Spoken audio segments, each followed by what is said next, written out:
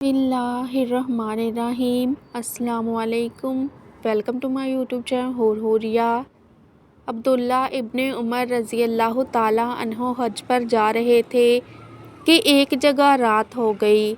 एक बूढ़ी औरत ने देखा कि मुसाफिर है और रात होने वाली है, तो पैगाम भेजा कि आज रात मेरे घर पर गुजार लेना। अब्दुल्ला बिन उमर रज़ी अल्लाह ताला अन्हो फरमाते हैं कि जब रात हुई तो शोर और चीखें सुनाई देने लगी। मैं बाहर निकला कि शायद बूढ़ी अम्मा का किसी के साथ झगड़ा हो गया है।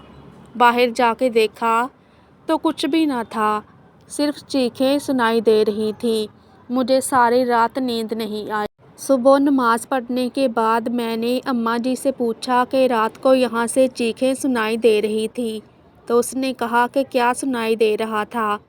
मैंने कहा कोई मशकीज़े का नाम बार बार ले रहा था।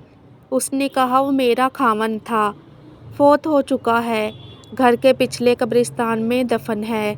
मैंने पूछा कि ये क्यों चीख रहा था, तो कहने लगी कि एक दफ़ा एक शख्स आया जो प्यास से मौत के करीब था। मेरे खावंद से कहने लगा कि पानी दे दो। मेरे खावंद ने कहा कि वो सामने मशकीज़ा है, जाकर उससे पी लो। वो शख्स खुद को घसीटते घसीटते मशकीज़े तक पहुंचा।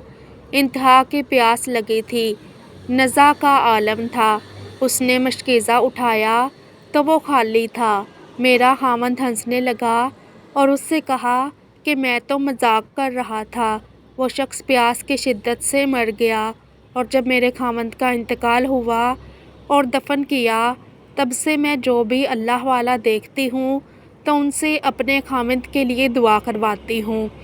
उसने वो जुल्म किया था और एक मुसलमान का मजाक उड़ाया था। मेरे बाल सफ़ेद हो गए, लेकिन अल्लाह की कसम, जब से दफन किया है तब से लेकर आज तक उसकी कब्र से अजाब की आवाज़ें आती हैं। अल्लाहु अकबर। भाइयों, अल्लाह अपने बंदों से बेइंतहा मोहब्बत करता है। जब कोई किसी को बेगुनाह तकलीफ़ देता है तो अल्लाह उसका मामला उसी शख्स के सुपुर्द कर देता है। दूसरों की दिल आज़ारी से बचो, वरना क़यामत के दिन आपके गले का फंदा बनकर आपको लटकाया जाएगा। आई होप कि आपको मेरी आज की वीडियो अच्छी लगी होगी, तो सदका जारिया समझकर दूसरों के साथ भी वीडियो ज़रूर शेयर कीजिएगा, क्योंकि आपका एक छोटा सा शेयर किसी की पूरी ज़िंदगी बदल सकता है।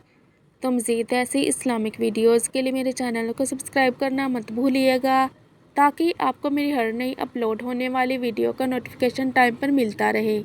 जज़ाकल्लाह। खुश रहें और खुशियाँ बांटें।